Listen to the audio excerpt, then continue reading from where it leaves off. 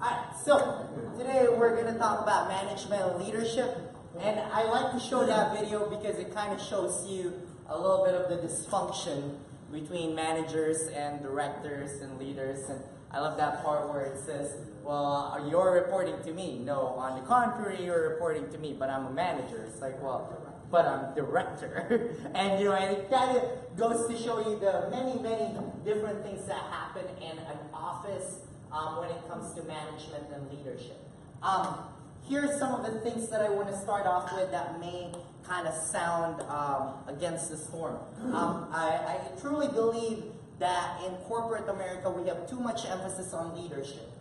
All right, and here's the issue with that. Number one is in a company, we all should not lead. I hate to kind of really say that, but that's reality. Not everybody should lead. Why is that? Why do I say that? Well, there's people that are actually bad at it. Dwight Schrute, obviously. What else? Why else should we not all lead? What? Like if everyone's superheroes, then no one's superheroes. Like There, if everyone's a leader. if everyone's the leader, there's no one to lead. What else? Why else is it very important that not everyone leads? No matter how much utopian society we get, why is it so important that not everyone leads? Chaos. Why is it chaotic when everyone leads? There might be all true leaders, but why is it chaotic? Too many voices. Too many voices, because the job of a leader is to drive vision. And when everyone is a leader, if there are 5 leaders in a group of 10, how many visions are there? Potentially. 5. 5 visions for 10 people. And that ensues chaos. Now, I'm not saying we should not all have leadership qualities. In fact, everyone should have leadership qualities. It's part of the reason why we teach our kids and give them opportunities to lead. And we all should strive to lead others. Absolutely, because at the end of the day, whether you like it or not, you are leading somebody. So we should all have leadership qualities, and we should all have leadership skills. Every single human being can benefit from leadership skills. However, we do not all need to have positions of leadership. Not everyone should be in a position of leadership, nor is that necessary. And I want to really, really put this in everyone's mind, and this is a conversation that is very, very not popular in corporate America, is that effective workers are as important as effective leaders. I'm going to say that again. Effective workers are as important as effective leaders. Let me tell you the problem with teaching, and you may have heard me say this. The problem with teaching is that we teach our teachers that if they are great teachers, they should not stay teaching. Because if they're great teachers, what should they become? A principal, an administrator. That's the problem. Whenever we have a great teacher, we don't merit them for being a great teacher. We tell them, it's time for you to get promoted. Well, that's the problem with schools. We are losing our great teachers because they're all becoming administrators with the mindset that leadership is the next thing. No, absolutely not. You can have leadership qualities, you can lead others, and you can have leadership skills and not be in a position of leadership and stay just as important as your principal if you are an effective teacher. It's the same thing at higher ground. And I want to be very, very clear about that. That's why I said there is too much emphasis on everybody becoming a leader. We don't need everyone, nor do we want everyone to have a position of leadership. Now, and there's also the human part of this. There are a lot of Dwight Schrutes in the world. As funny as Dwight is, there are a lot of Dwight Schrutes in the workplace. And you don't want Dwight Schrutes as leaders. Now, Dwight and if you ever watch the series, was a very effective salesman. For all intents and purposes, he was effective, but as a manager, as a leader, as a director, he's terrible. Right? And so that part is really important to understand. Now, we have this concept of a manager versus a leader. And for a while, people discourage people from managing. How many of you heard that? You know, you should be a leader, not a manager. Right? I think everyone's nodding their head. There's that. So let's really look at the main differences between a manager and a leader. First of all, there is a difference. There is absolutely a difference. The main difference is that a leader has people following them while a manager has people who work for them. That's the most common main difference people will tell you. Now, it is true that leadership is simply defined by your influence. If you're walking and you look behind you and no one's following you, you're not leading, you're just taking a walk. All right? And in that show, you know, I just picked the clip that shows kind of everything, but the reality of it is Dwight, despite being promoted to assistant to the regional manager and assistant regional manager eventually, nobody really followed him. Nobody cared. Right? Now, the other part is that a leader gets to be, now, here's, like I said, this is usually what people tell you. For me, here's where it's really at. A leader gets people to believe the vision and mission to work with you to achieve the goals. So a leader is someone who can clearly communicate the vision and the mission and gets everybody bought in. Whereas a manager administers and ensures day-to-day tasks are completed with efficiency. So that's the difference. Now, we'll talk a little bit more about the difference because it's important that we understand their behaviors. So a good leader is able to inspire change. You know the sign of a good leader when the leader can take an organization through change and have everyone, or mostly everyone, survive and thrive. Because usually, what is the most difficult thing for normal human beings? Change. So whenever change is about to happen, you need a good leader. This is where a good leader who can inspire, and take note of the word, not force, not enact, but inspire. Alright, second part is a good leader is focused on people. You know a good leader because he knows his people, he knows them by name. One of the most amazing leadership experiences I've had was with the superintendent of Sunnyside, Steve Holmes. We toured Sunnyside. This was his second year as a superintendent.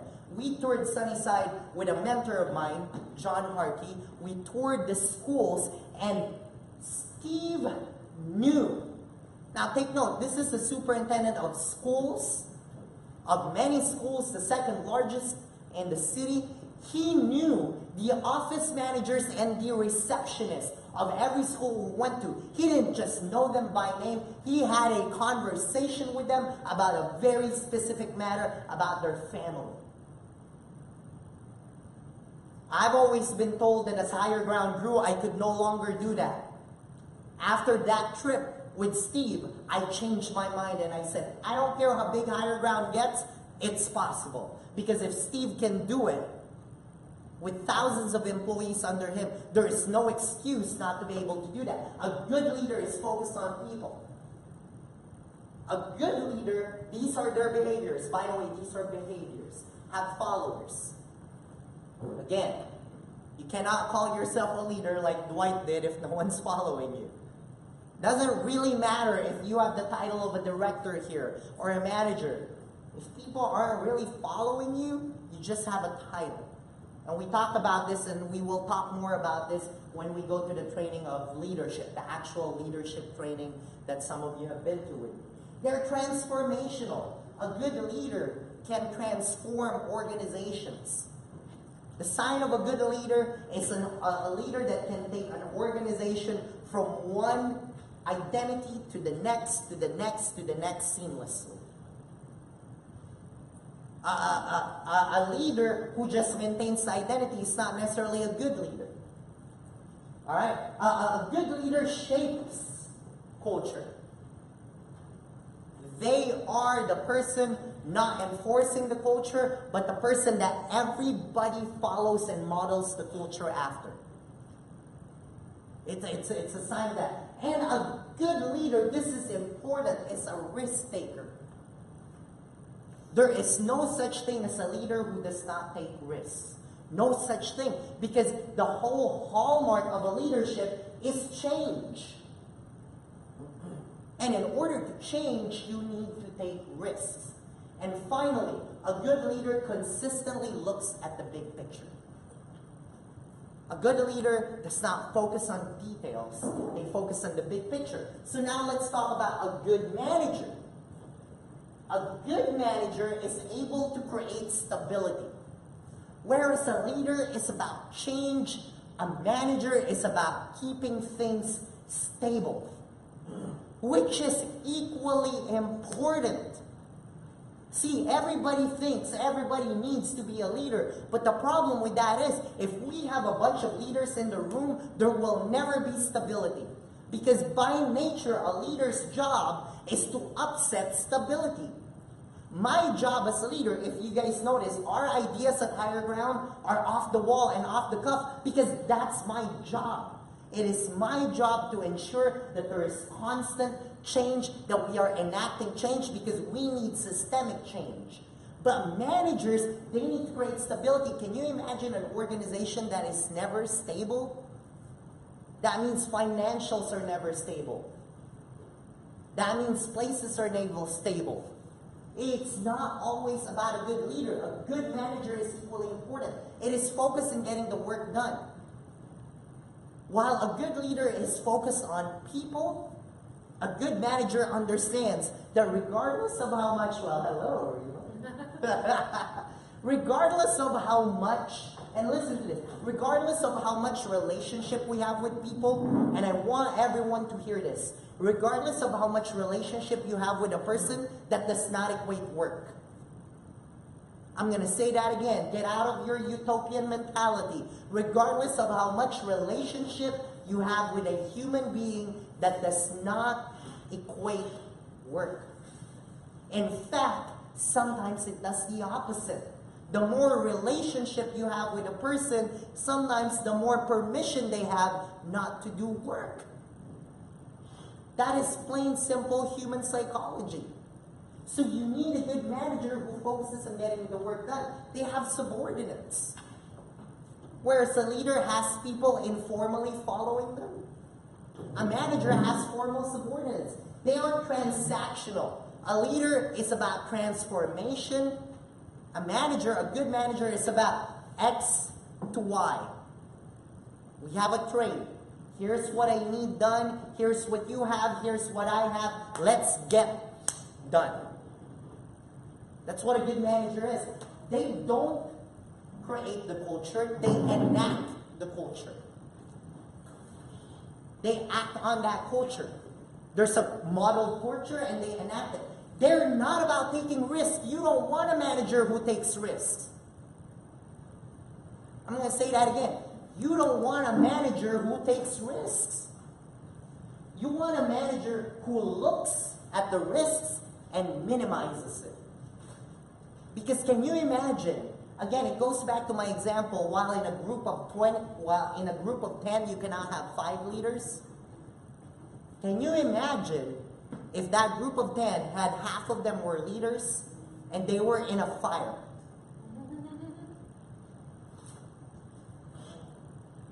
If 5 of them were leadership mentality, they would not check doors. All they would do is literally plow through, figure out a way to get everybody out. And we all know in a fire, that's not what you want. You just want one person like that. You want other people who will make sure everybody's in line, who will make sure everybody's touching doors before they plow through it, who will make sure certain things are done, who will minimize the risk. Think about it. If everyone was simply taking risks, would anything get done? nothing would get done, not efficiently. And finally, a good manager consistently looks at the details of day-to-day. See, why can't a leader focus on the details? Why is it that the behavior of a good leader is to not look at the details? Why is that? Why is that even a separation?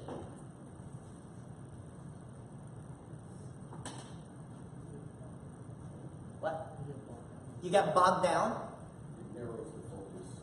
It narrows the focus. And what is the leader all about again? Change and vision. So if you have a leader looking at the details, is he enacting change at that point? Think about your life. Can you enact change if you're hyper-focused? No, you enact change when you are broadly looking at things, when you're looking at 5 years out, when you're looking at big picture. So then my question to you is, why do we have an anti-manager culture? I've given you guys a good leader and a good manager. And a good manager, I hope you recognize, is extremely important. It's necessary. Whatever lie you want to tell yourself, it's a lie. You need good managers. Because, again, all these things, that is literally in direct opposite of a good leader. And I don't know about you, but I kind of like both.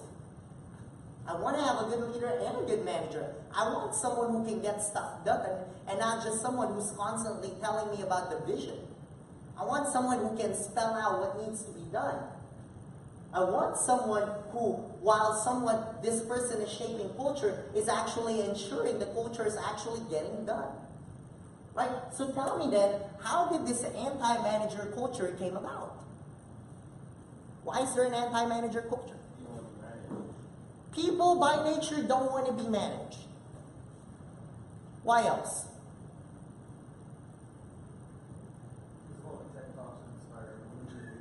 Because it's the truth. A good manager, right? All the TED Talks have always been about leadership. Everybody needs to be a leader. Leader. It's like positive thinking. That's what it was like sports. It's never like talk to anyone about like trying to be a manager. It's always Yeah. In sports, people constantly talk about leading your team, when you really listen to what coaches want, they don't want leaders in their team. They want managers in their team. If you really think about the role of a team captain, they have maybe 1 or 2 leadership roles. The rest are managerial roles. But you are correct. It is emphasized in schools. Leaders. What else? Why else is there an anti-manager culture? There's Leaders are like, I don't know, spotlighted by movies and spotlight, celebrity status. Leaders are always the celebrity. The funny thing is, good leaders, whenever they're interviewed, will always refer back to 2 or 3 managers. Read books about, like, biographies of good leaders, and they will name people that are basically playing the role of a manager to them. Best example are often leaders that have spouses, and they will tell you their spouse was their manager. That's like typical in almost every biography. A leader, their partner, their significant other is the manager role. There's a thing about Mark Zuckerberg, Facebook CEO. When he was interviewed, do you know who he attributed the success of Facebook to? Was his assistant. No, his executive assistant. He literally stated in several interviews, and this executive assistant is now the gurus of executive assistants, eventually basically stopped working for Facebook. Mark Zuckerberg let her kind of explore and be free. And now she runs a consulting firm and classes on how to be the most executive assistant. And basically what Mark said is without his assistant, he would have never had the productivity that he's had. Why? What role did his assistant play? Definitely not a leader. The details, the manager. His assistant enacted the culture. His assistant enacted the details. His assistant made sure that while Mark is so focused on the big picture, that his assistant is taking care of the details.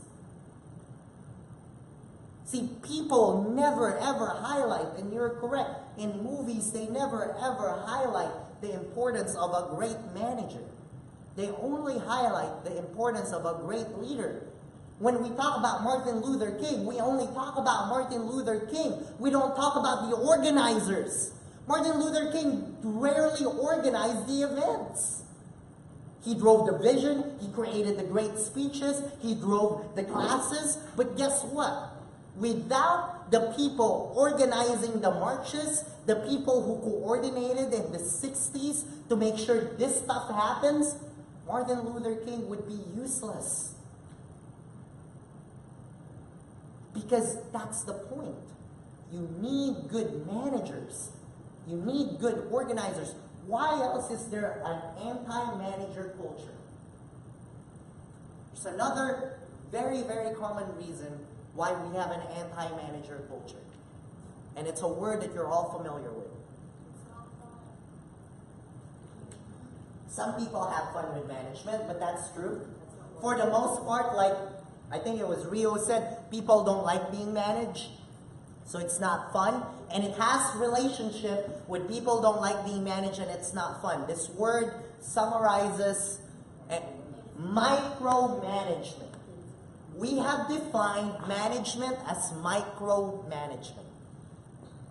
When in reality, I go back to the previous slide, the reality of it is good managers are not micromanagers. Good managers have behaviors that don't need micromanagement. But because corporate America has looked at a very narrow definition of management, we have created an anti-management culture based on one concept, which is micromanaging.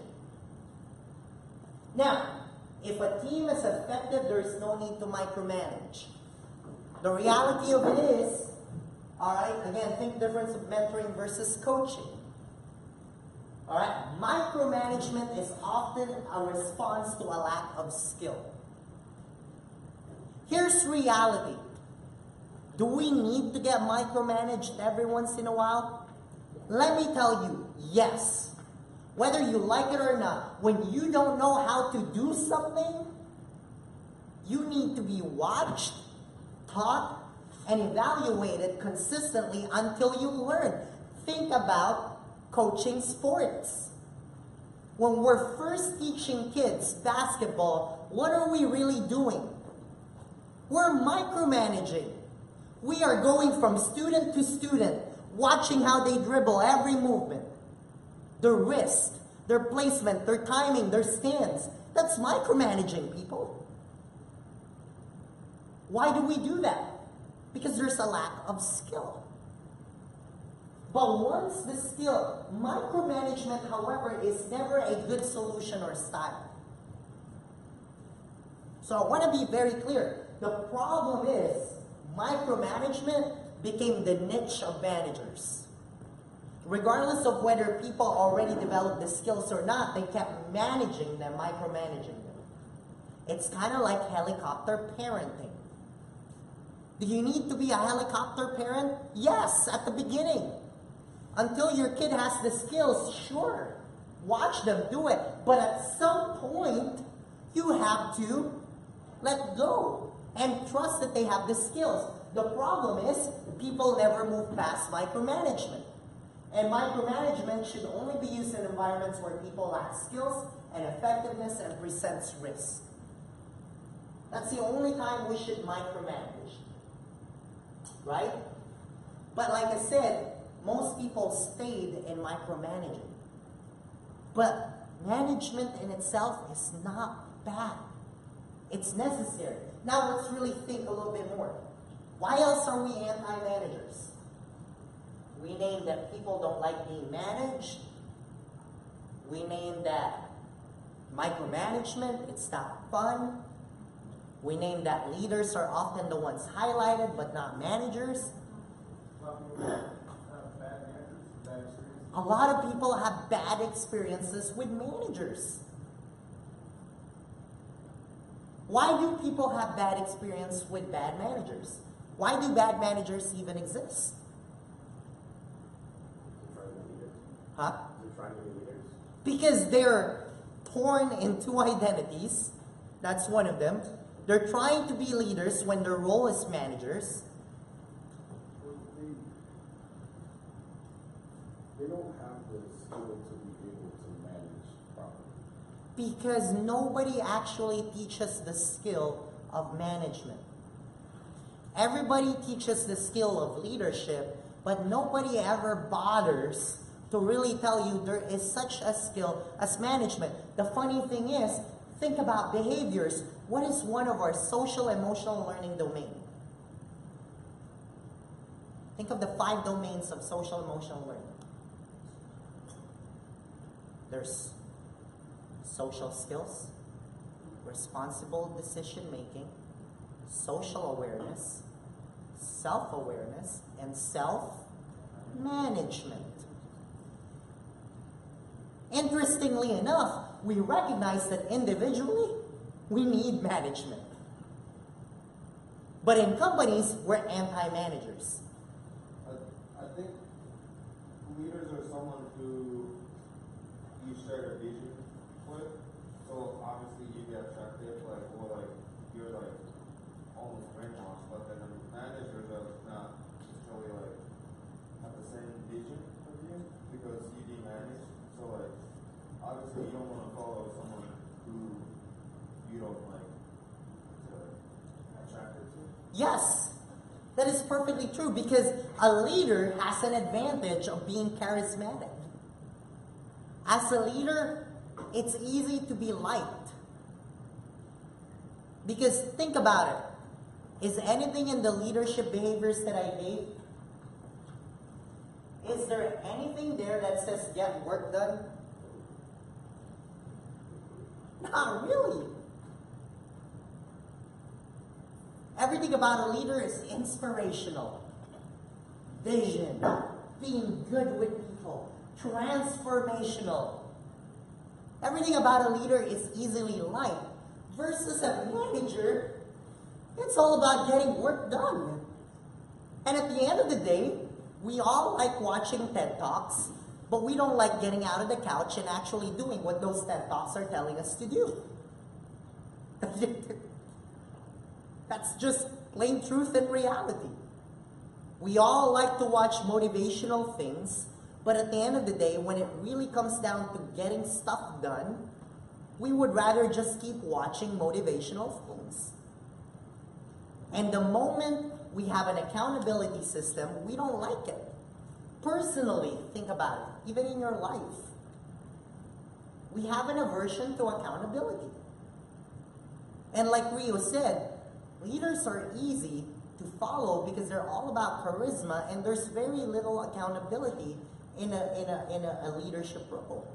Whereas managers, you're more averted to them because they're telling you what you're doing and what you're not doing. And they're telling you to get stuff done. Why else are we anti-managers?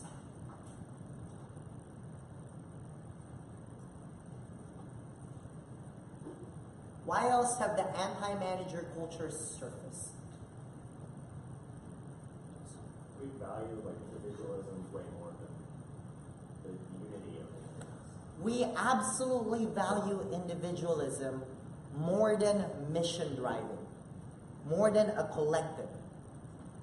That is absolutely correct. Now, I'm going to tell you, I come from a different culture. I love American individualism. Because in my culture, we were taught that being an individual is terrible. We were taught that you live whatever your parents lived, whatever you were told, whatever your family was, whatever your society dictated. And so, as a kid growing up, we had no opinions outside of the opinions given to us. That's reality from my culture. If you answered back your parents by the age of 13 or 14, you still got spanked and whacked and disowned. I mean, here we have 8-year-olds answering back their parents, giving their opinions. I mean, that's just reality, right? But here's also the problem with that. We value it too much. Too much. I believe that the perfect balance is both. You want individualism, but you also want community and collective mindset. When you are in an organization, you need somewhat of a collective mindset. We all need to be moving in the same direction. And the problem with a manager is that they're the ones making sure we're all moving in the same direction. And because we have such value in individualism, we don't like that. Think about how many movies are made in Hollywood about individualism. Almost every single movie is about individualism. Funny thing is, watch Japanese films. Very, very different. Japanese films are all about the hero being one with the community. One of the best movies I saw that is American that really embraced this is a movie called Kubo and the Two Strings. If you've never watched it and you'll get a better understanding of how a blend of individualism and collective mindset works. It's a Japanese film inspired by Japanese tradition made by Americans. It's called Kubo and the Two Strings. It's beautiful. It's a cartoon. It is beautiful. The beauty of it is the main hero is an individual. Kenji, yeah. It looks like Kenji when he had the man bun, yeah, when the top down, right? But it embraces collective community. At the end of the session, right, you have the hero, without giving too much of the story, become not like his parents. His parents were a samurai and the moon goddess, and he becomes a little bit something else. But then at the end of the movie, it also gives the grandpa, who was the villain, a redemption. And they redeem the grandpa, not by the grandpa becoming himself, but by the community embracing the grandpa and giving the grandpa what the community thinks about him, rather than what the grandpa is pursuing. I love the movie. All right? But again, it embraces both individualism and collective. As an organization, we have to find the perfect balance between individuals, because here's the reality. The more we are allowed to put on our ideas, the more this organization will grow. But at the same time, the more we are allowed to put forth our individual ideas, the more distracted this organization will get. So you need both. All right? Now, here's why managers are actually extremely important outside of everything else we talked about. Not everyone can and should decide. I'm just going to say that right now. Democracy only works if everyone is informed. That's something that the Greeks understood about democracy, that we seem to be forgetting nowadays. Democracy only works if people are informed. Therefore, not everyone can and should decide, right? Management is about making operational business decisions and taking ownership of them. Really ask yourself this question. Does everyone actually take ownership? Even at higher ground, maybe even in this room, do you all actually take ownership? That's the point. Not everyone can give a solid yes on that. Not everyone who works here can give a solid yes to taking ownership. And that's through no fault of their own. Alright? Management is about protecting the inner wall from outside disruptive forces. Do you really trust everyone to protect the inner wall? I mean, again, let's be real and vulnerable. can you really trust everyone to protect the inner wall? No. You are naive if you say yes to that. You know where most lawsuits come from? Inside. Most lawsuits do not come from outside the organization. Most of that outside disruptive forces were once on the inside. So sorry, we don't live in utopia. I wish we did. Then maybe we wouldn't need managers. But until we live in utopia, we absolutely need managers. Here's the other part. Management is about making logical decisions that minimizes risk. Do you want everyone doing that?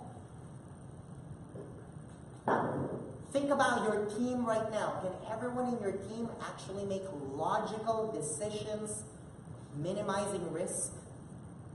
Some of you are laughing because you all absolutely know you can name some people that's just, they should never be in risk management. I don't trust me to minimize risk. I trust me to make logical decisions. But reality, if I'm in a team, I'm definitely not the person you should be going to about risk. I'm the last person to think about risk, both in my personal life and in an organization. But that's a problem. That's how, you know how a lot of companies die? Because most companies are started by leaders, entrepreneurs. They grow fast. But at a certain growth of an organization, what do you need? Managers, stability, risk management, people who can see the risk, people who will control the spending, people who will have a clear-cut focus in the day-to-day. Most entrepreneurs, they don't realize that. They just think leadership, leadership, leadership. So what do? They end up killing their own company. That study growth of companies and how they die, it's typically that. The second typical situation is they transition from a leader to a manager. So they force the leader to become a manager, and it becomes stagnant. See, you need both. You need a leader that's driving everything forward, but you need a manager who's putting on the brakes. Imagine a car that doesn't have brakes. Or imagine a car that doesn't have the gas pedal. What happens to that car? It either doesn't work, or the one without brakes, what happens to it? It crashes at high speed. Everyone dies. Right? So you need good managers. Here's the other thing. Management shields their team to allow it to keep doing whatever they're good at and not get distracted or stopped. If you're a manager, that's your job. Your job is actually sometimes to shield your team from me. I'm going to say that again. Your job is actually sometimes to shield your team from me. Not shield you, but your team. It means that you will get stuff that I want to get done so that your team doesn't have to do it. Because your team is good at something and they should keep doing that. They should not be distracted and they should not be stopped. And sometimes because the leader wants change, you will have to do that change without affecting your team. That is the job of a good manager. And it's very important. And now my question to you is, do you see all these things being done by all employees and them being good at it? Let's be real. Most of you have worked in other companies. Do you trust some of your peers to be managers? Probably not. And that's the deal about it. Saying we don't need managers is living in a perfect world. But we're not in a perfect world. We need good managers, not micromanagers. We need good managers. I wholly believe that as a leader, I am only as good as the people managing my vision. Wholly believe that. What? I said, this is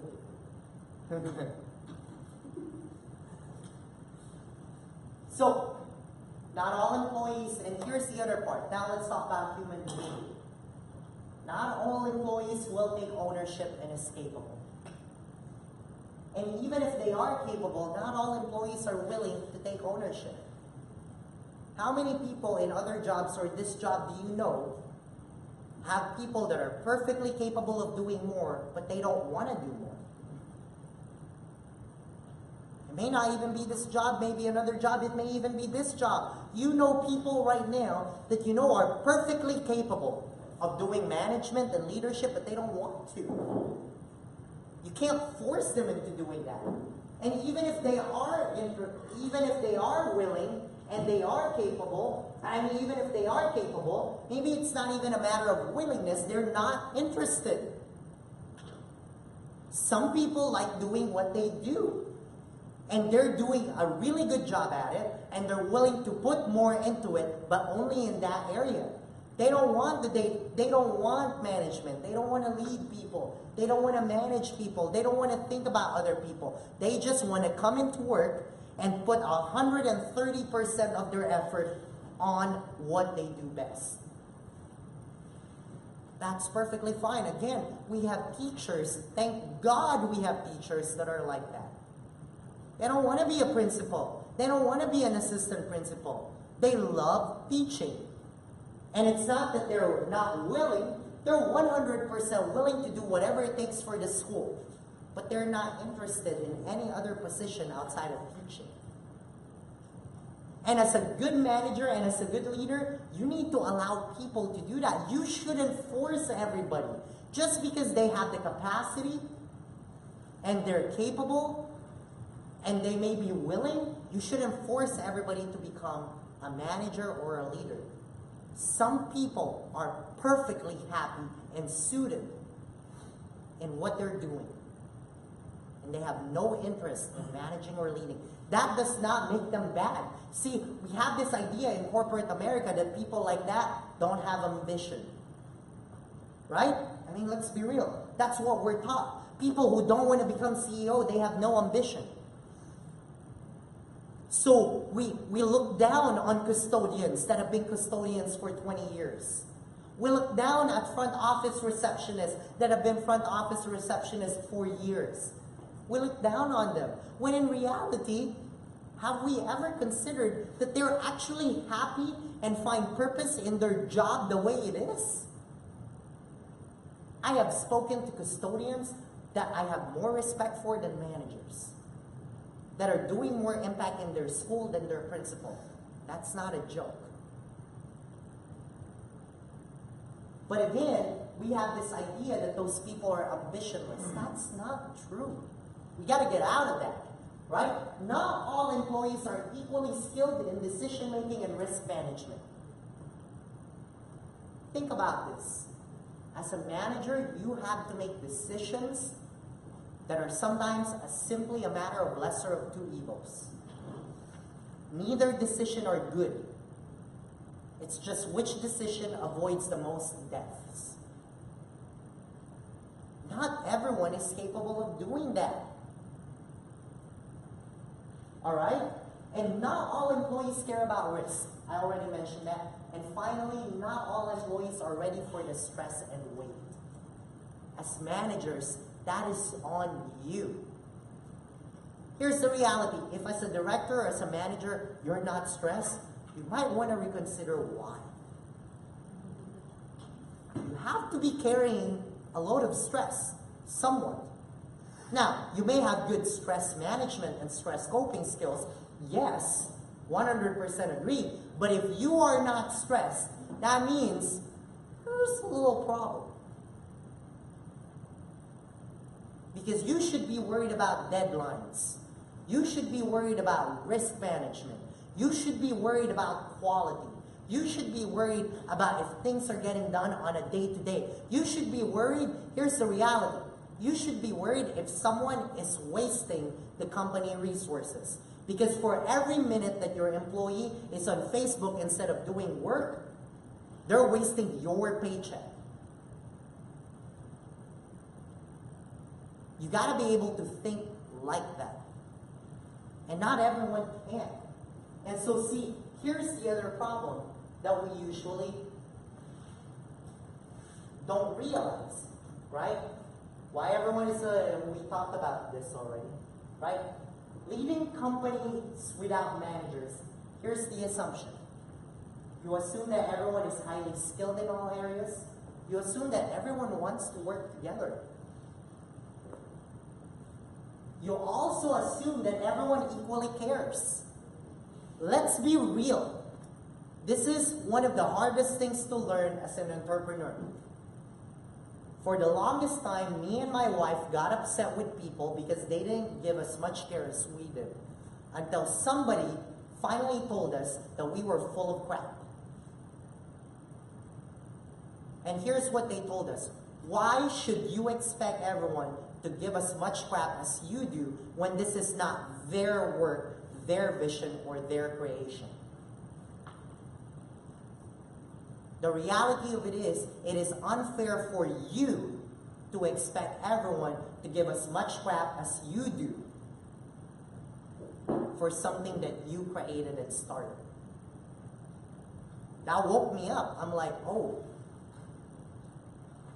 So here's the reality. Now, I wholly believe that there are some of you here that give as much crap as me and my wife does. And that's why this organization is magical and is able to do what it does. Wholly believe that. But I also wholly believe that some of you are here doesn't give us much crap. And that's not to say anything against you. It's just you have other priorities in your life. That is perfectly fine. So therefore, don't equally assume that everyone equally cares about what your department needs to get done. At the end of the day, even if you don't equally care, you are expected to get it done. So at the end of the day, here's the worst excuse for a manager. It's when a manager comes up to their director or a director comes up to their fellow director and they say, why didn't this get done? And the manager says, well, I thought so-and-so did it. Bullcrap, that is your fault now. Sorry for the strong message being driven. But if you are the manager and it didn't get done, the buck stops with you. You unfortunately cannot say, my staff didn't do it. That is your fault for trusting that they care equally enough as you do. Seriously. That's just how it works. That is sincerely on you.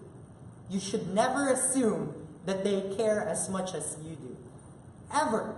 Now, you can set up the environment so that they do, but at the end of the day, like I said, relationship does not equal work. You can totally set it up, but at the end of the day, if you're a director or a manager, coming up to your superior and telling them, oh, I told so-and-so to do it. So? You told so-and-so to do it, it didn't get done. Guess what? I don't really care. Because your job as a manager is not just to tell them to do it, is actually what? Make sure they're doing it. That is the sign of a good manager. Now, do you need to micromanage them to make sure they're doing it? No. There are ways to make them do it without having them feel terrible at it. But at the end of the day, it's still your job. So you cannot assume. And finally, these two parts. You have to assume that everyone is equally passionate and everyone is equally hardworking. Let's be real. Some people are lazy. Basic human behavior 101. Some people are lazy. Look at your peers. You probably still have peers that are completely happy with absolutely not doing anything. With playing video games at home all day and just doing whatever. Now, we're not saying that's a bad thing. We're saying in a workplace, that's not acceptable. And and to say that you don't need managers is to say that everyone's equally hardworking. That if I tell all 60 people at higher ground to do something, they're all actually going to do it with the same passion and the same quality of work. Are you willing to risk that assumption? Is everyone here willing to risk that assumption? No? Not even one of you is willing to risk that assumption? You shouldn't. Directors can be leaders and managers. It's always a duality. But right? So again, leading companies without managers is dangerous. Think about all these assumptions. Man. Now, at the beginning, when the organization is small, sure. At a startup level, sure, we can assume all these things. I 100% assumed that during our startup. Every single one of those I assumed during our first 5-6 years. But now, no way. I'm just being real. No way. I can't assume that anymore. I expect. Now, there's a difference between assumption and expectation. I expect this from everyone, but I don't assume it. All right? So it's very, very important that we recognize this. All right? So here's the last part before we go on a break. If you are a democratic decision-making manager, it's often unethical. Let me tell you why it actually becomes unethical. Like I said before, sometimes decisions are lesser of two evils. Why are you putting that on your staff? Seriously. Can you imagine? Hey, I'm just giving you a little bit of insight. Can you imagine if I put a democracy here every time our budget is low? Which funding and which program, which staff we should cut? Can you imagine the stress I'm putting on you every time that decision is being made? Or can you imagine every time we have some audit issues? Can you imagine if I'm taking a vote from all of you, what direction we should make? Can you imagine if during the budget process, I'm putting it on all of you to look for the funds? And which funds we should be willing to lose? And which funds we should be willing to pursue a little bit more and adjust a little bit more? Can you imagine your stress? It's not fair. Or let's put it this way. Every once in a while, you have to terminate an employee. Can you imagine putting that on everyone in your team who's about to get terminated?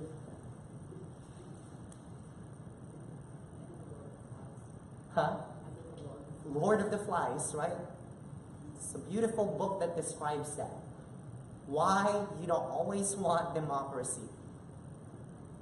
And sometimes it's unethical. It is unethical for a manager to put heavy decisions on their people. I'm going to say that right now. That is unethical. All right? It's stressful. It is a large responsibility. Why are you putting that off on someone else?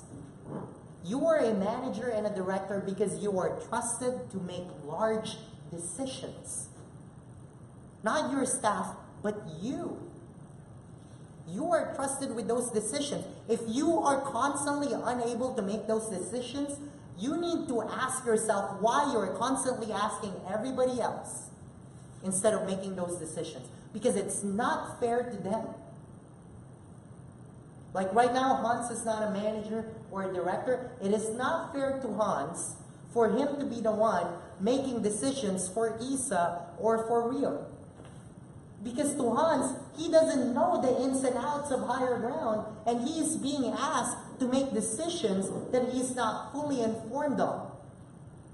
People shouldn't be asking him because Hans' real answer would be, well, I don't know. Exactly. Why are you asking me? If you ask Hans, which of this curriculum is better, Hans will probably look at you.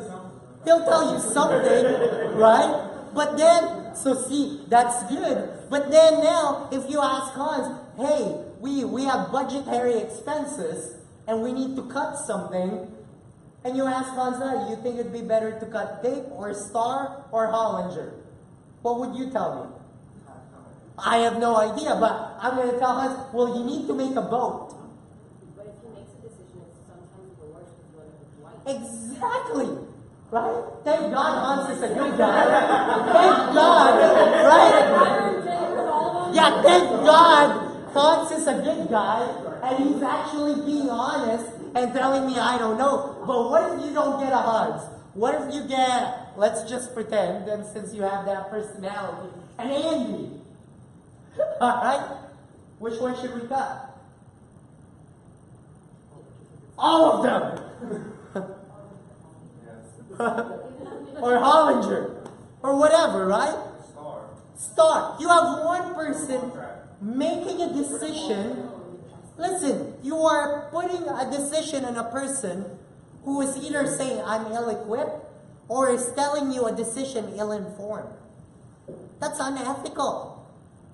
You have the information, do your job, and make the decision. Bear with the mistakes if it was the wrong decision. See, sometimes the reason we love democracy so much is we don't like the ownership of the failure. It's a trust issue too. And trust. Like, if you ask me that question, I'm sitting there going, Sally is perfectly capable of making a decision, and she would make a much better, more educated decision than I would. If somebody comes and asks me, what do you think about that?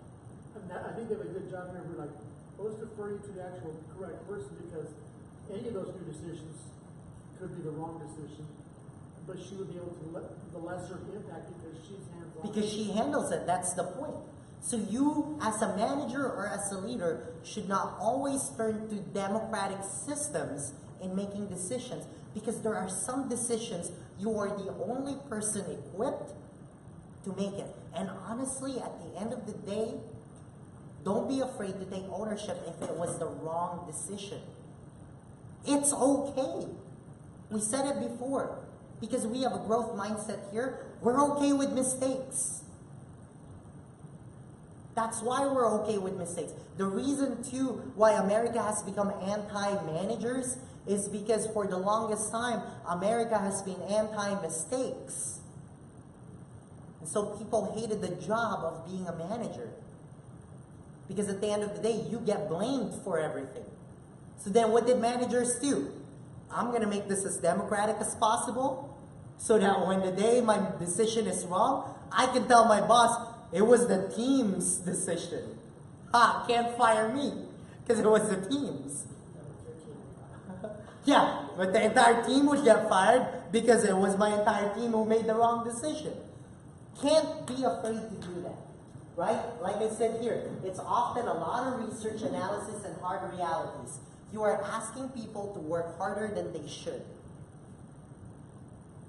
Your job as a manager is to protect them and make sure they're doing the best they can and what they're good at. If you are having them make managerial decisions, you are not protecting them. You are causing your team to take on decisions that is distracting them from doing what they're good at. This is important that for managers to understand. When we're managing people, sometimes we just have to make the decision. You don't need to ask your people, you just have to do it. And it falls on you to explain to them and to reason with them why you made that decision. And it falls on you to bear the responsibility if that decision was good or a mistake. That is part of a good manager. Like I said, too many times we don't give enough credit to the hard realities of a good manager. A good manager saves the company. It absolutely does. You know what we're looking for right now in our strategic plan? Do you guys remember that junior executive? Those of you that have access to this, what am I really saying? I need a good manager.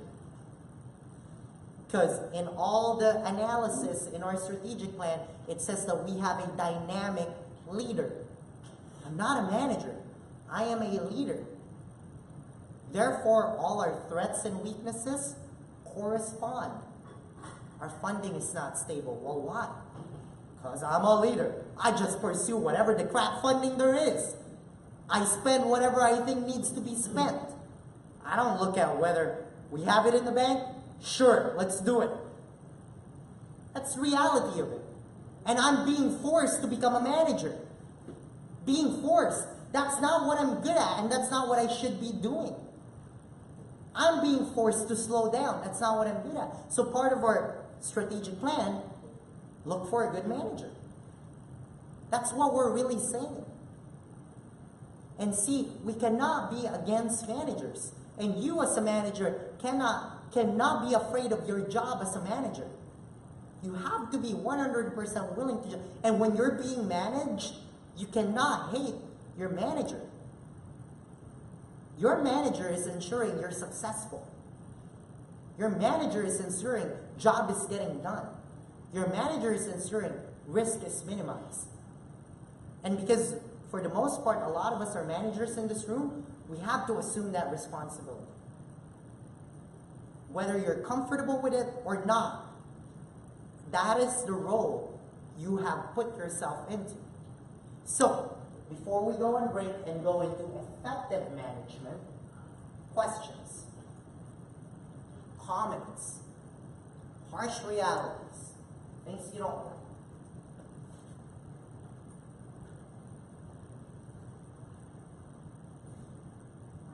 Before we go on break.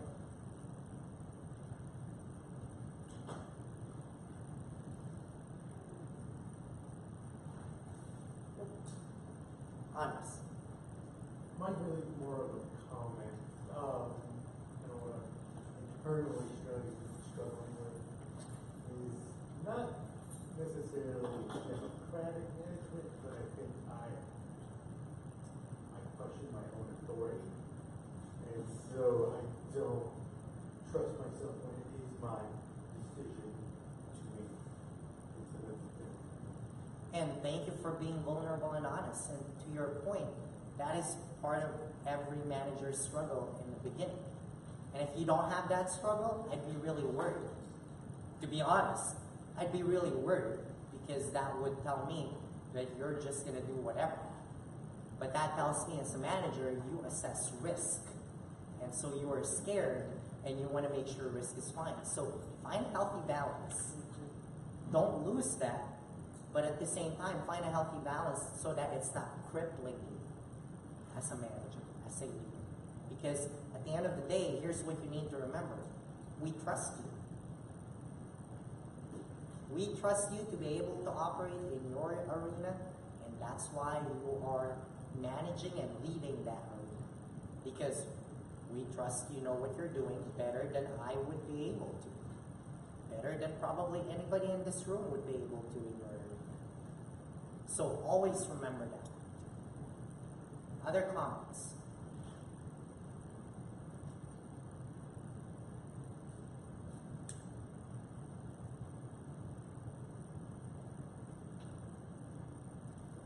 I ended with this before we go on break. Some of us have more inclination to leadership behaviors. Some of us have more inclination to management behaviors.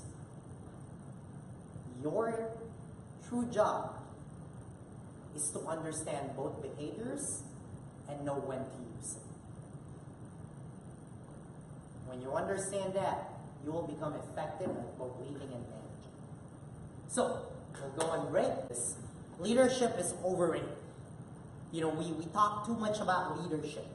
Too much. Now, again, I'm not against everybody learning leadership qualities and skills. I believe everybody needs it. But at the end of the day, I consider first followers as managers. You know, they are your people who manage the movement. And he said it. They are equally important. Like I said at the beginning of this, when you really, because we always make movies about leaders, we underappreciate the first followers and the managers. But like I said, when you really talk to successful leaders and leaders that are not egotistical, you know, they're not in over their head too much, they will talk about their managers. Like, again, I go back to the example of Mark Zuckerberg, right? He credits the success of Facebook and the growth of Facebook on his executive assistant. his manager. All right? He recognizes that without that manager, it wouldn't have worked. So again, embrace your role as a manager. Embrace your managers. All right? It's natural for people to like the leader more than the manager. I'm going to give a very vulnerable, real example here. In Higher Ground, I'm the leader. My wife has always played the manager role. But here's reality. This would not exist without her.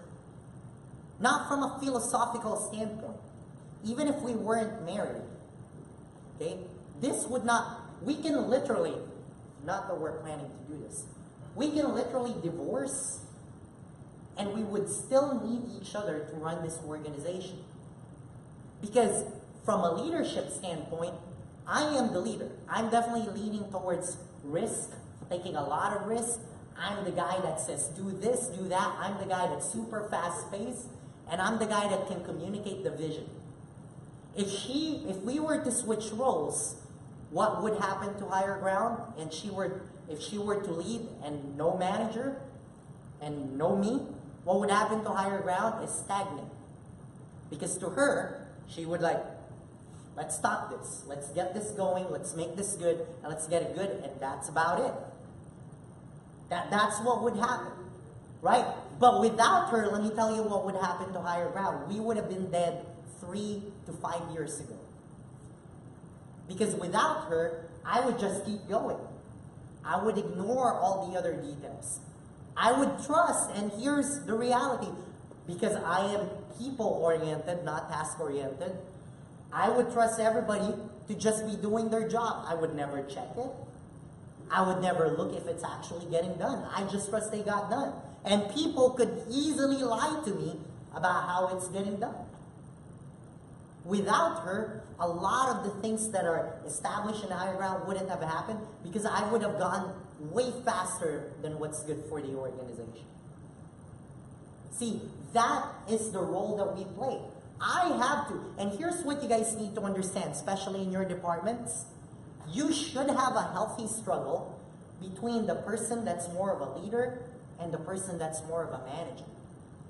Because there should be constant conflict. Those of you who've worked long enough with me and my wife know that we have constant conflict. Why? Because as a leader, I'm all about taking risk. I'm all about, what's the problem? I don't see the problem. Let's do this. This just happened at the dinner table Thursday in front of some of our managers. Because we were arguing about the growth of community schools. And to her, she saw the risk. And immediately to her, we shouldn't do this. Well, let me explain this. In her mind, she wanted to protect, listen. She wanted to protect our community school directors. And she was like, this is a problem. We shouldn't do this at the rate that we're doing this because we are going to burn them out. We should have clear guidelines. X, Y, Z should be done. Whereas I'm like, that's just the nature of the work. They knew what they signed up for. This is community school. This is the way it is. This is the only way things will get done. And to her, it's like, no, that shouldn't be the only way things will get done, because if that's the only way things will get done, we are going to crash and burn. That is a healthy struggle. Now, if you want to know what the conclusion is, obviously the conclusion of a good manager is always going to be fine. It's either two things. I will change the leader's mind, and I will change the leader's mind because I will make the leader realize why we need to not do this right now. Or two, I can't change the leader's mind, so I'm gonna figure out a better way to manage everything that the leader requires from me to manage. And she's gonna,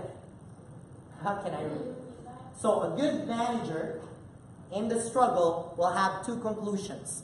Either one, they will change the leader's mind, which some of you have done that with me, or two, they will recognize that there is no changing the leader's mind because it's necessary, that they will figure out a way to reduce the risk and manage the resources and ask for the right resources to get the stuff that the leader wants done.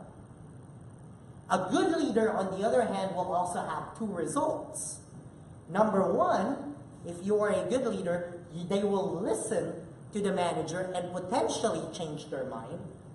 Or number two, they will listen to their manager and support their manager in whatever is necessary to get what they want done. But that conflict is healthy. We cannot, like I said, and Andy pointed out why we became this anti-manager culture. Because what happened is this corporate America ladder climbing happened. And everybody figured if I became a manager, I may have to do less work. So everybody wanted to be a manager. Then they became a manager and they realized it's not doing less work. It's doing the same amount of work, but a different level of work. And then they overmanage, they micromanage, because they were afraid that if things didn't get done, they have 100 people trying to climb the ladder as well, and they're going to get replaced. And when they made a mistake, they got replaced by the person underneath them, who then realized, oh, that must be the way of the world. I better micromanage everyone under me, because if something doesn't happen, I'm going to get fired, and there's 100 people that I'm training to replace me. And that's why it became an anti-manager culture. But again, in reality, it shouldn't be. It should be this healthy balance of a manager and a leader working together. So now with that, good managers have leadership skills. They inspire and empower everyone while minimizing risk. If you are a good manager, you know how to reflect the vision of the main leader. You know how to speak and how to inspire them. You know how to basically empower people enough. You know people's strengths, that you know what parts you need to manage them on, and you know what parts you can let them go in. That's empowerment. That's why you know how to climb the pyramid. You know when you need to be a mentor and when you need to coach. That's why all managers should have coaching training. If you are a director or a manager, one of the courses that you should take at Higher Ground is anytime we have coaching training. Because that will help you understand how to empower people. You good managers can get people to do their job and be productive by using people skills rather than authority. Because here's the reality. It's easier to get work done when they love the people they're working for. So as a good manager has good people skills. Because if you're managing people just on tasks without relationship, for those of you that have been in leadership classes with me, you guys remember the pyramid of leadership? There's title leadership, but right after title leadership is relational leadership, then productive leadership. If you go straight to productive leadership and skip the relational, you will become why managers are hated. Because you're just all about tasks. They recognize strengths and are not threatened by them. This is so important. Because like I said, not everyone needs to be a manager. There are people that will do the job in your department better than you can. And you need to empower those people without necessarily convincing them to climb up the ladder. They don't need to become managers. You just need to empower them to do what they're doing. You can have them train other people. That doesn't make them a manager. This is what I said about teachers. We shouldn't convince good teachers to become administrators. We should convince them to stay good teachers. This is part of the reason why, I'm going to tell you right now, for the most part, as managers and as line staff, we don't have that much of a difference in salary. And we're trying to grow it so that everybody has almost the same salary as directors. Now, people will be like, that's terrible. Because in traditional corporate America, that's not the way it works. In traditional corporate America, I should be making 10% of our income. That means I'm making 6 figures. I'm not, and I'm not nowhere near it. I'm making way less than that. Why? Because I don't believe in that model. I believe that great technicians should be paid almost as much as great leaders and managers, because they are doing what they need to be doing so that we can do what we're doing. So you need to recognize those trends and not be threatened by it. And a good manager enact the culture, because remember, you're not creating the culture, you're enacting it.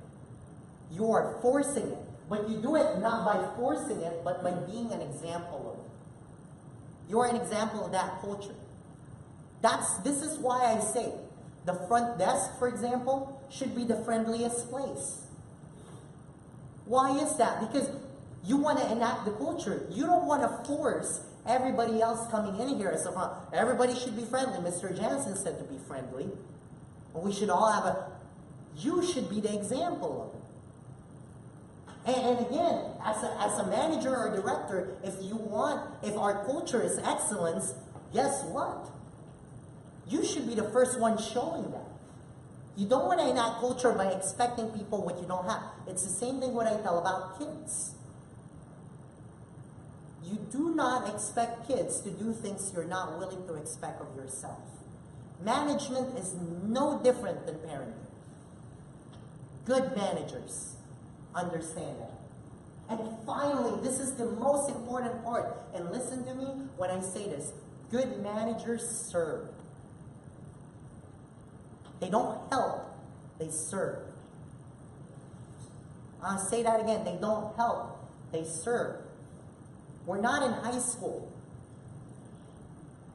In high school, the class president and the class, the people in authority in the school, they use that power to help people and to advance their priorities.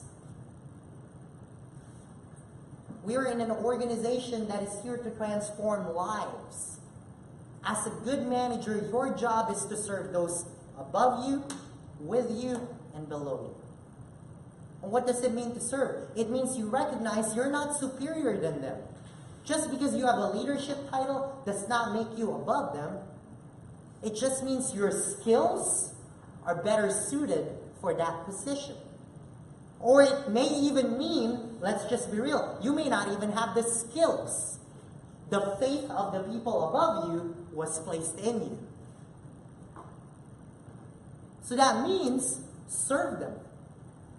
Serve. That means you're not doing this because you're expecting something in return. You're serving because here's the reality. When you serve people, people want to please you.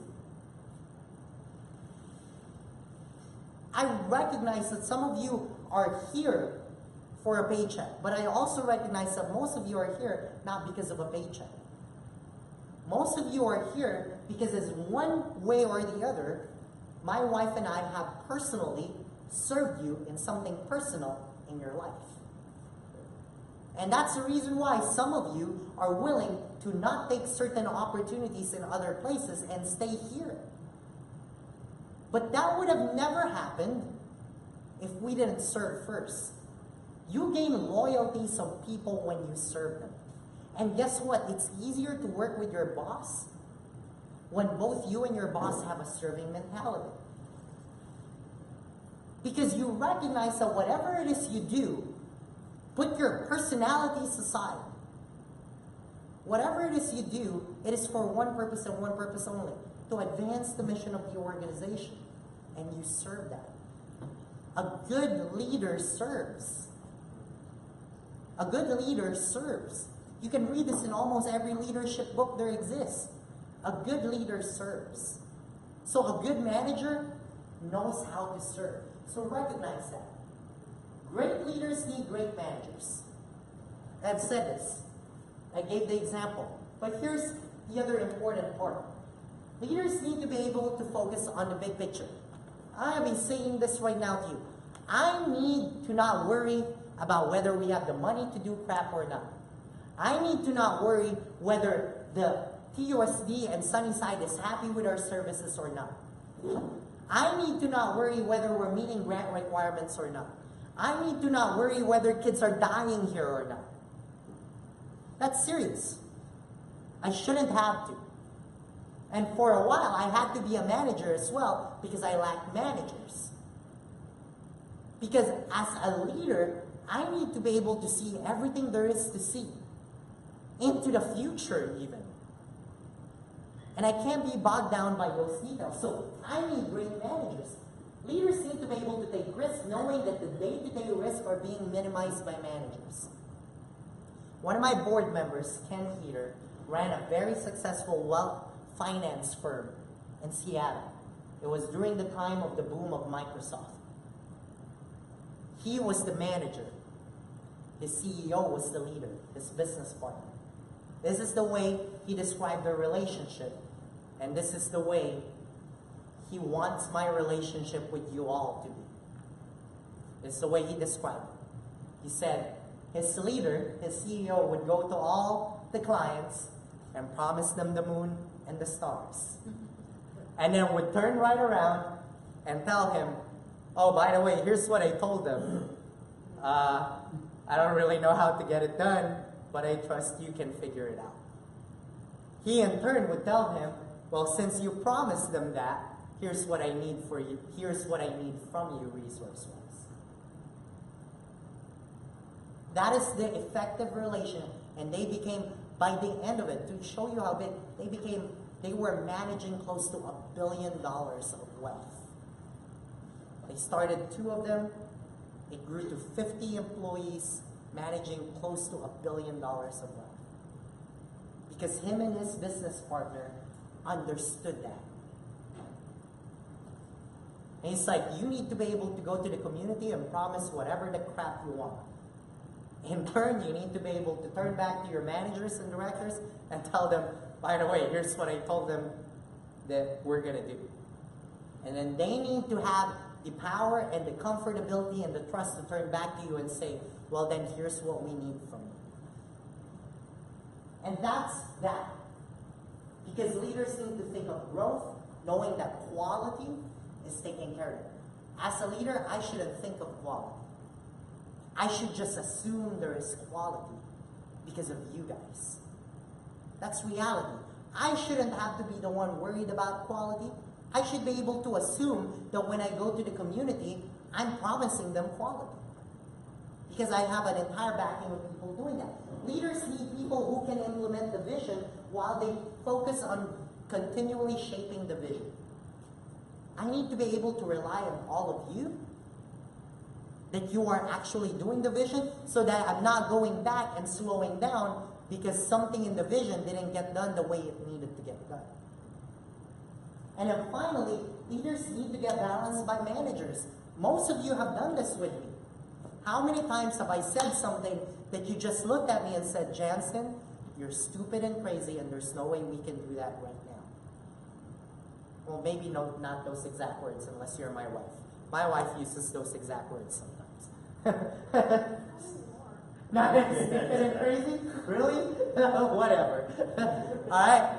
But that's reality. A good leader needs to be balanced. Because here's an insight. I'm always on cloud 9. I'm never grounded. And that's the reason why I can see everything that I can see, because I'm always high. Well, not like high. That didn't come out right. Right? So in reality, I don't always know the realities of the day-to-day. Because I'm always thinking utopia. That's where you all come in and balance the leader out. Now, I'm talking big picture, but in your departments, it's the same thing. Honestly, your directors, for the most part, should play the role of a leader, and the managers should play the role of the managers. And there should be that balance. Sometimes the role might be switched, and that's okay. But play to your strengths. But this is absolutely necessary. Here's some important leadership behaviors, even if you're a manager. Alright? You need to challenge the current way of doing things, searching for opportunities and taking risks. Now, I just said managers are all about minimizing risk. Yes. But every once in a while, as a manager, you need to be willing to do this. Alright? Now, if your role is more of that of a leadership, then you should be leaning more to this. You should create shared meaning. You should inspire shared vision, foster collaboration, recognize and celebrate accomplishments and small wins, Set an example so you act consistently and create trust. You should focus on the vision and embrace mistakes. These are leadership behaviors that managers can have. Even if you're not a leader and your role is more management, these are still important behaviors. Because as a manager, if you cannot see past risk, then you won't move forward. Now, you should always lean toward risk management, but at the end of the day, here's what will happen. If your leader says, we're doing this, and all you see is risk, and you're not able to challenge the current way of doing things, this is how we've always done things, and you don't have a growth mindset, then you are going to be the reason that department stagnates.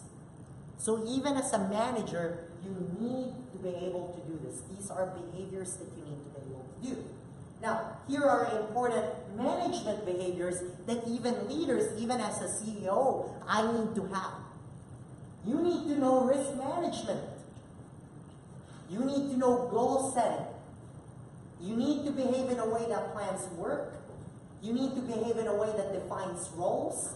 You need to be able to organize resources, measure progress, develop supportive relationships, listen, encourage, and praising, and I need to be able to direct and facilitate progress. Even as a CEO, I need to have these behaviors.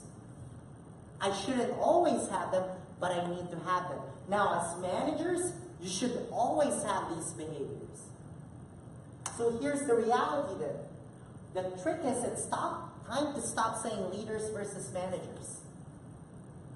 It's not leaders versus managers. Alright? Because management is about implementation. Management is about developing an organization to become high performers. It's about putting processes to support goals and ensuring tasks are accomplished well.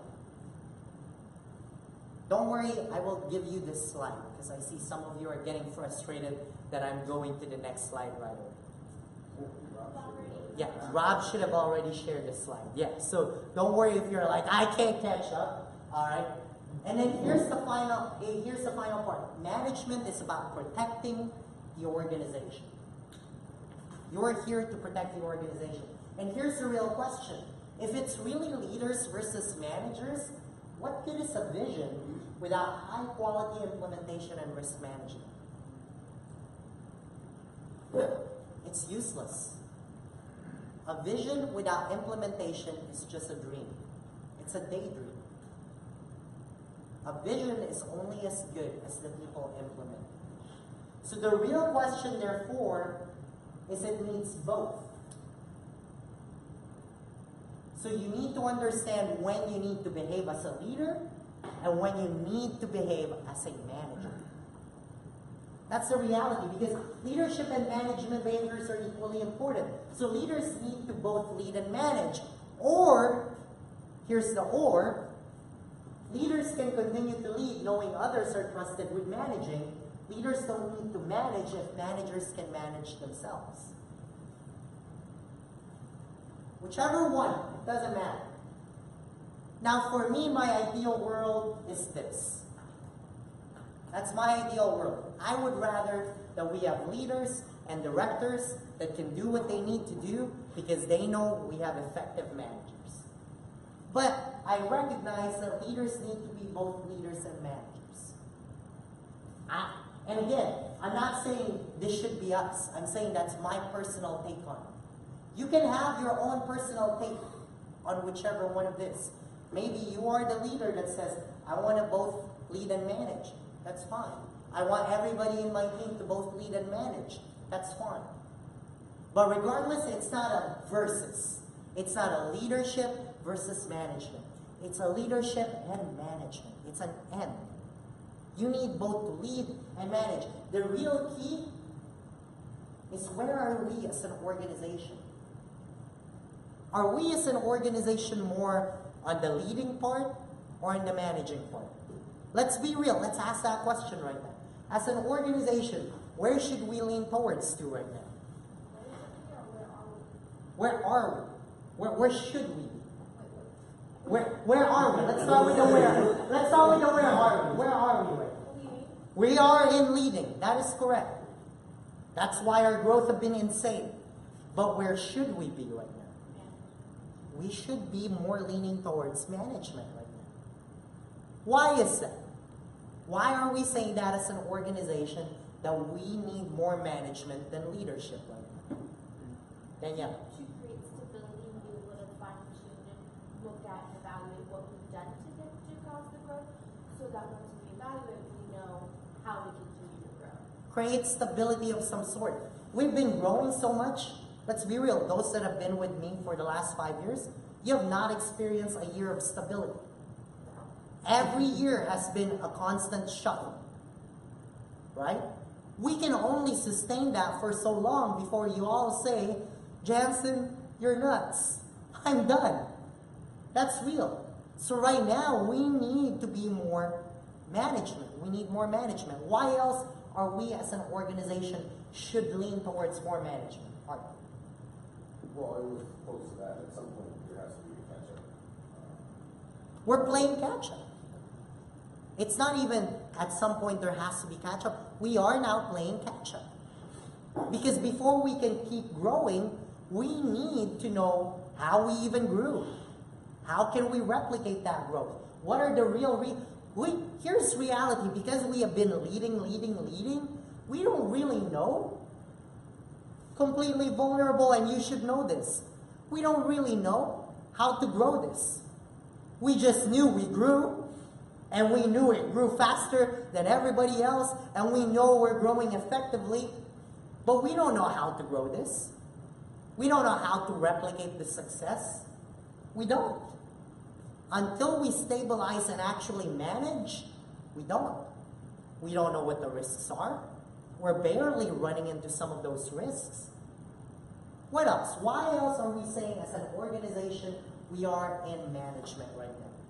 Well, we already have strategic planning, and we're currently working on an implementation plan, so we needed the leadership now. Because the reality of it is, we have such a strong leadership foundation already. From a paperwork perspective, the strategic plan, but even beyond that, we have a strong leadership foundation. I'm not saying credit that to me. I'm saying we have a strong leadership foundation. That's how we're known in the community. We have a strong leadership foundation. We don't need any more leadership. What we need right now is good managers. That's what we need. We don't need people messing with the vision. I'm going to be real. This is not the time to ask people what they think of the vision. They're either in it or not.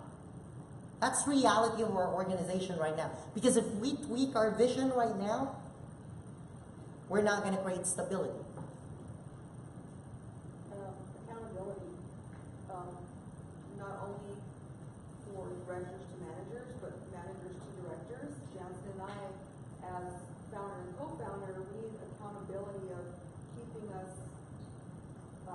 forward instead of all over the place. And then vice versa is making sure our manager is working, or is somebody just coming in, getting a paycheck and not getting anything done, so that accountability on both ends. Well, think about this. Like I said, when an organization or a startup is at the beginning life of their startup, 5 to 10 people, it's okay to have everyone as leaders and risk takers. But when you have 30 people working, it's no longer okay to do that. You need systems of accountability. How do you know everybody's really working? You don't, until there's a system. Huh? Until there's a system, until you can watch it, until you have measurements. So yes, as an organization, we are at management. Now, in 3-5 years, would we shift back? Probably. We'll probably shift back to leadership, growth. It's a cycle. It's a cycle as an organization to know where you're at. The second real question is, when you're dealing with departments, when you're dealing with issues, you need to understand, is it a leadership or a management issue? If it's productivity, is that a leadership or a management issue? It could be both, actually. That's why you need to analyze whether, is it because my staff has low morale? That's why they're not productive? If that's the case, is that a management issue? No, that's a leadership issue.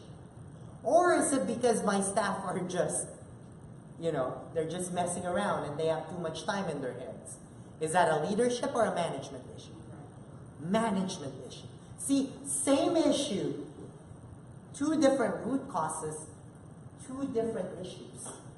And as leaders, as directors, as managers, that's your job. That's our job to figure out, is this a leadership issue or a management issue? And then finally, the real question too is, which behaviors do you need to learn? Some of you by nature, that's why we do the predictive index, are managers. By nature. You don't like risks. You love to analyze risk. You're careful. You might be a little more authoritative. Just get crap done. And you like looking at whether people are actually doing their job and you like measuring it. Well, you're probably leaning towards management behaviors. That means, what do you gotta learn? Leadership behaviors. Some of you might be leaning towards leadership behaviors. You love risk taking, you like relationships with people, and you like to make sure that there's constant vision and inspiration. You don't really care about whether people are actually getting stuff done, as long as at the end of the day, everybody feels like they're a part of something. You're probably leaning towards leadership behavior. So which one do you gotta learn? Management. Now, some of you may be like, well, what if I'm a little bit of both? Well, great. Then you need to develop both, because you probably have a weakness in both. But either way, these are the real questions. It's not a question of leaders versus managers. It's really a question of where we are, what kind of issue it is, and what behaviors do you actually need to learn. So as we go, and as we're almost there, remember that great technicians are as important as managers and leaders. And as a manager, as a leader, you need to know that they can have leadership skills and lead without title. As an effective manager or leader, you foster great technicians, and you need them to stay as technicians. I go back to my teacher example. There's nothing wrong with a teacher that stayed a teacher. Too many times, here's what happens. And me and Andy were talking about this. Police officers. If you hear a policeman who's still on patrol after 20, 30 years being a cop, usually the question you ask is, why? What's wrong? What happened? Why aren't you getting promoted? Or you hear a salesperson who's been in the same company for 10, 15 years and still just a salesperson, oftentimes what do we really ask? Why aren't you getting promoted? That's wrong. That is the wrong mentality. We should be okay with that. Because if people are happy and good at it, we should reward them to stay happy and good at it. Your job as managers is not to get everybody to management. Your job as managers is to recognize who needs to be in management, who needs to be a technician, and who needs to be moved out. That is literally your job. Because some people, you don't want them climbing up management. You want them there, and they're happy there. And so, again, that's the lie of climbing the corporate ladder. Now, just like kids, if you're a good leader and a good manager, you're fostering social emotional learning. That's really what you're doing. And just like the same principles of fostering a classroom with social emotional learning, environment is everything. Whether you're a leader or manager, you come in not greeting people, you come in with a job right away, people will hate you eventually. It's just like the pyramid, you gotta climb it. You gotta get people to feel safe in your office, in your department. You gotta get them to feel supported. You gotta get them to feel like there is groups and they're allowed to interact with each other, that they're not pigeonholed. And then finally, you gotta give them some sort of voice and choice. It's the same thing. The more people are bought in, the more people will be bought in, which is why you do not allow public whining. I'm gonna tell you right now, just like classrooms.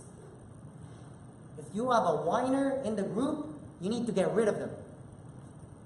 It's different with kids. I have more patience with kids. Kids, I will publicly correct. But in a workplace, honestly, here's reality. You have a gossiper, a whiner, you need to get rid of them. Here's why. They'll bring everyone down. And because our work is with kids, we don't have time for them. This ain't high school. I need you all to understand that. When you're running your place, you need to remind them, this ain't high school. I have no time, and we have no time as an organization for personal, agendas and vendettas. You're holding a grudge, get on with it.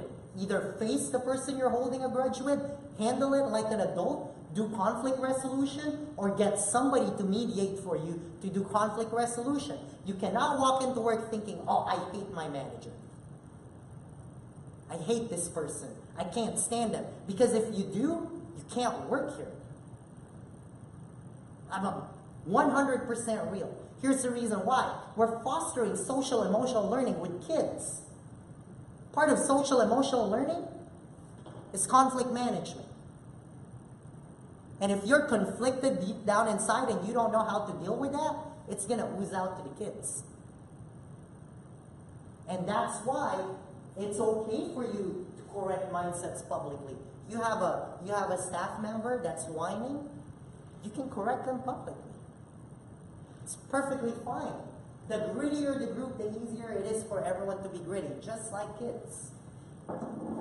All you need is one person in that group to say, oh, this is impossible.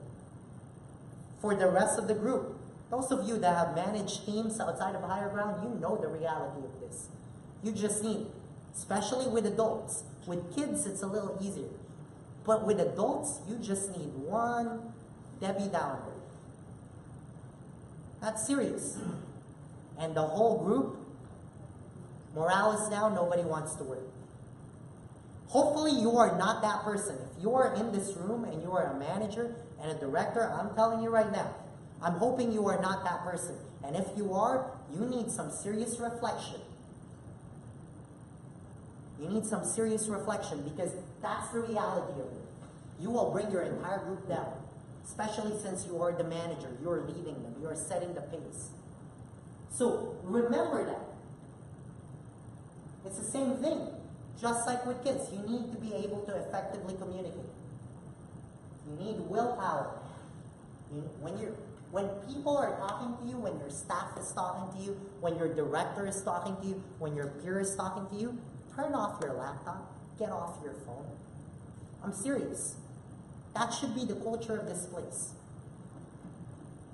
Or at least warn them, hey, I'm really in the middle of something important, but I promise you I'm listening. I've done that with most of you. I either stop what I'm doing or I tell you, look man, you walked in the middle of what I'm doing and I really can't stop this, so I'm doing this while we're talking. But that's reality. You gotta have a lot of willpower. You gotta have some empathy. You want to manage people effectively, you can't tell me, I don't really care about your problem.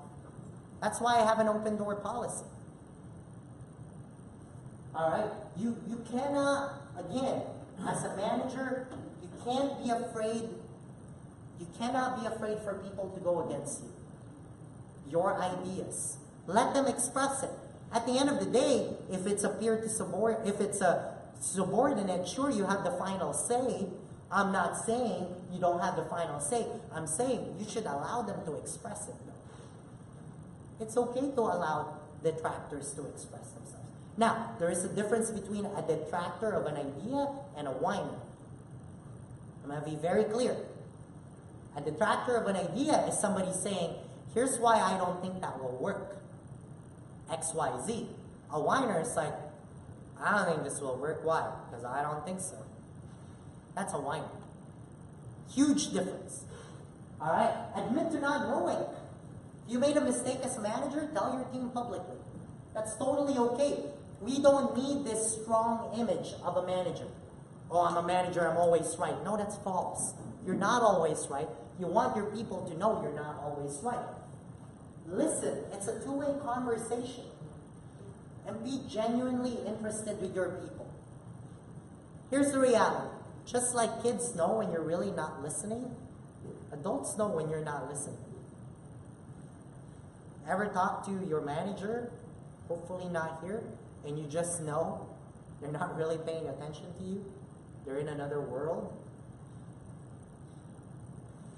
Hopefully, like I said, not here. And if it has happened here, I apologize. But you should genuinely be interested in the conversation. Finally, as a leader, it is on you to be aware of your bias. Your staff may not be aware of it, but you should be. You should have shared experience. You should be aware of the culture. And remember, just like with kids, how deep your relationship with that person is matters. The more relationship you have with a fellow peer, with a subordinate, with your director, chances are, if it's a healthy relationship, chances are the more effective your team will be. For the longest time, corporate America has embraced this idea that there should be no mingling between managers and subordinates. What's that rule called? There's an actual name. Huh? Fraternizing. Yeah, there should be none of that. For the longest time. For the longest time. There are actually companies that tell you when you work for them that when you become a manager, you're no longer allowed to have lunch with subordinates. For the longest time, people bought into that. No family members, no none of that. But what they found is that in the most effective teams, it's not like that. The most effective teams are teams that are close, they're closely knit. This is even in the military. Special forces, they hang out. Sometimes special forces, they get divorced and their family is so dysfunctional because they have more time for their brothers and sisters in arms than they do their actual family. Because as a special force unit, they need to work extremely cohesively to the point that they know each other's strengths and weaknesses, biases, personalities, that they can account for all of those in a mission. So here's the reality. At Higher Ground, I'm going to tell you, you will be more effective with your people if you are doing things that build relationship with them. Also, where we're at right now with Higher Ground, because we've never had managers, directors, senior director at Janssen. It's always been Janssen and everybody else. I think where we're at too is the trust is in both ways. So knowing and trusting me that I would never do anything that Janssen wouldn't want, and me trusting my directors, knowing that they would never do anything to harm the company, and then the directors knowing that our managers would never do anything wrong for the company. And that's where we're at right now, is that sense of trust, that sense of, oh my gosh, I'm so used to going to Janssen, Janssen's so used to going to us, you know. So just remember that communication is going to be key. And one of the things I said to the directors this last meeting was, I want to earn your trust. Because I've been a director. That's, you know, I've been alongside of you. And now I want to earn our director's trust. And so directors earn your manager's trust as well, because we've never had that either. So just remember that trust issue.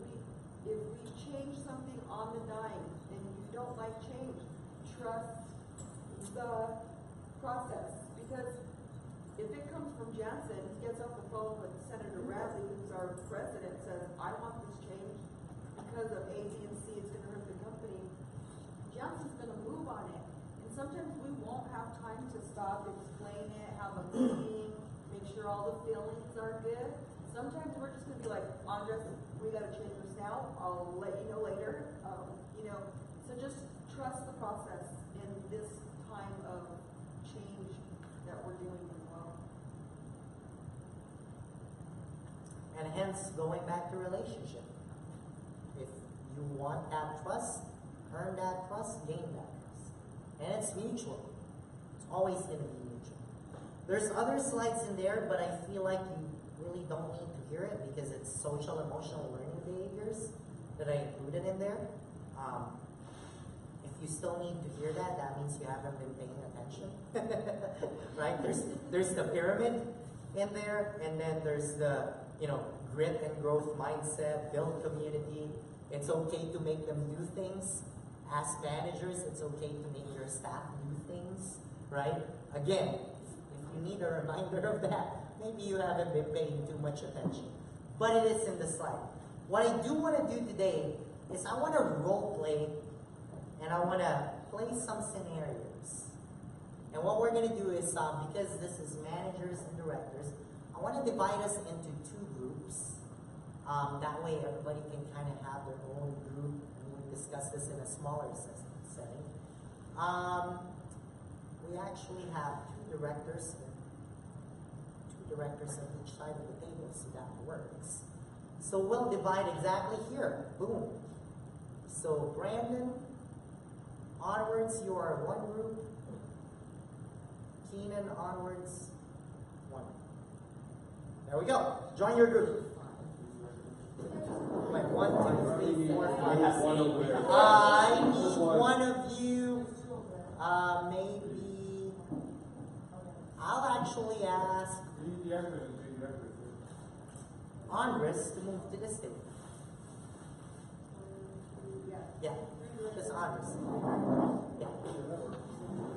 Oh, sorry. Yeah, 3 directors and 3. Right, yeah. I forgot. Alright. Yeah, I forgot. I actually I was looking at Art and I said, oh my god, it's right. Remus is director. Yeah, I forgot Andy's the director.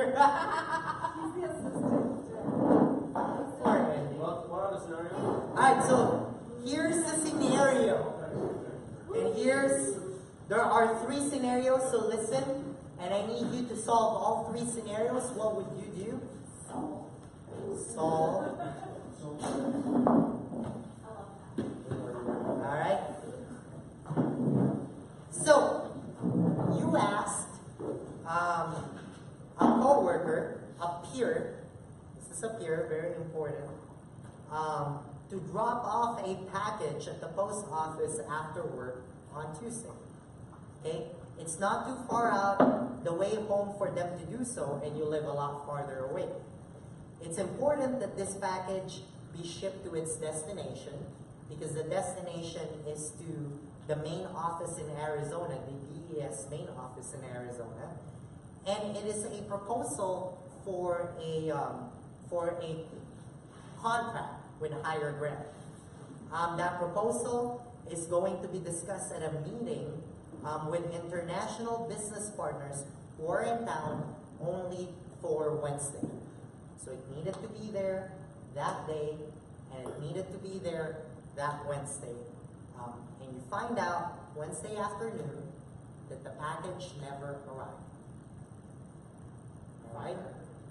So you find out that it never arrived. And unfortunately, again, you ask a peer. You are responsible for this package. This was a proposal for your department. Alright? What are you going to do? That's scenario number 1. Everybody clear with scenario number 1? Alright. Scenario number 2. You arrive to Higher Ground and you're kind of in a not very good mood because whatever. And your manager, this time someone above you, reminds you that you are responsible for doing something that hasn't yet been done, whatever it is. But your manager kind of told you that there's something that needs to be done and it hasn't been done yet. And the problem is, you only have till about noontime before this actually needs to get to the CEO. So whatever needs to be done, your manager needs to be in front of the CEO by noontime, and you haven't gotten it done.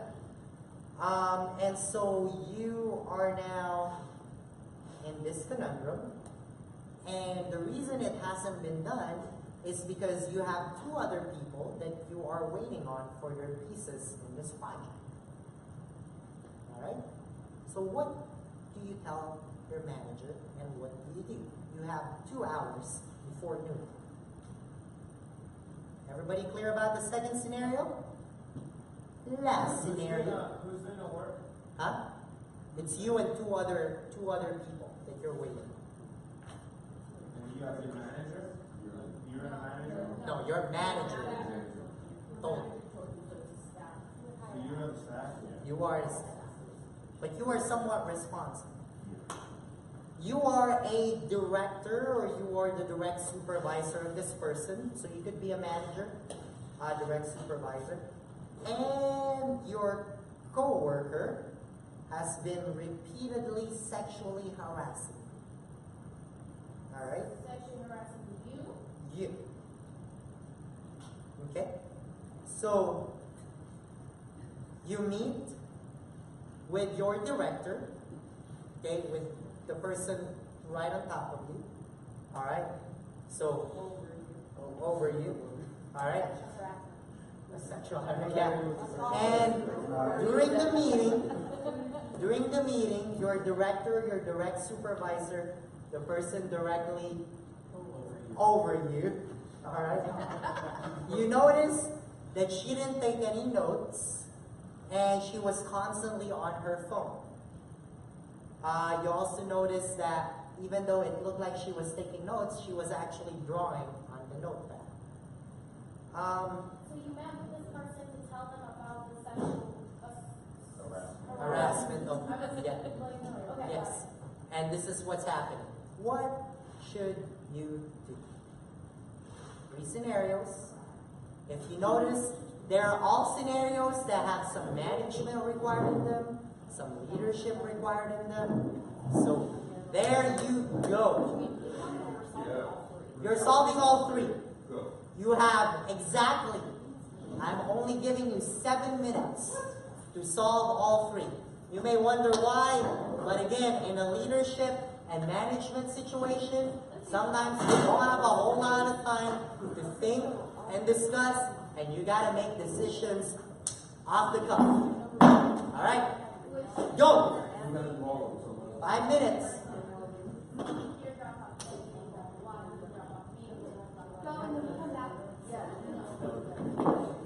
So number 1 is the peer drop off the package for you, and it was supposed to be done for an internet. What was on the board? And it never got. 2 is your riot at where you're at a. Oh, Kenny growing up. Manager reminds you that you haven't done. And yet, and you only have until you to get it done, but you're waiting for 2 people Maybe it's still not to get it done. And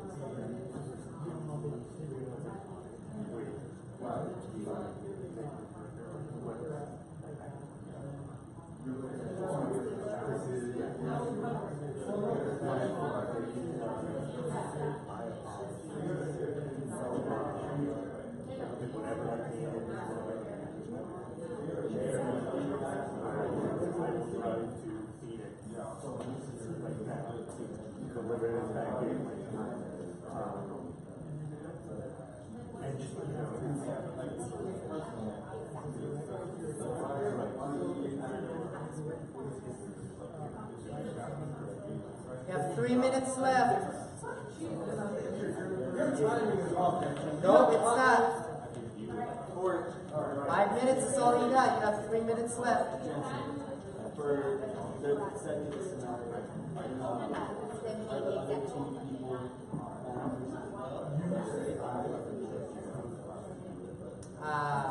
The second scenario.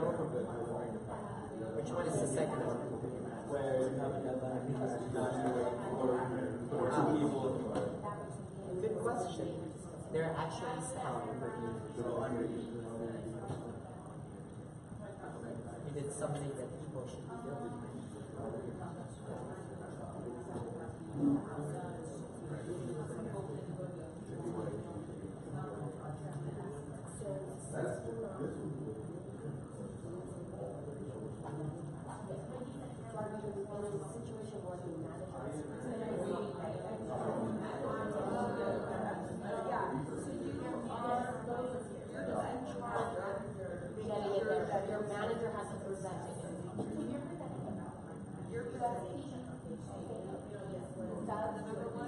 presenting it, or you just track that and make sure that got done? You just have to make sure that So you're not presenting. Yeah, you're not. For your manager. Okay. For your department. You're actually the manager. Oh, you're the manager. Oh, you are the manager? But you're not presenting it? You're not presenting. It's just it's the one that the package needed to get through. Okay. Just make it easy.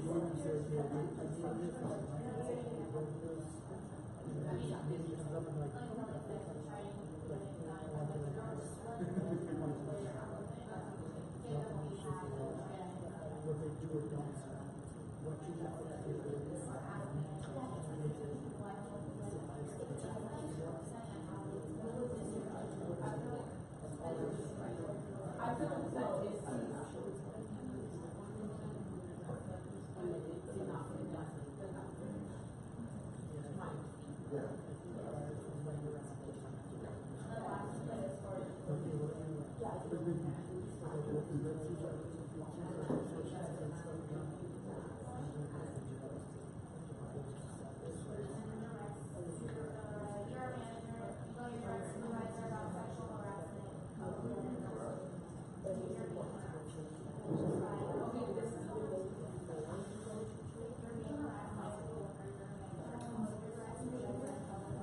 Last minute.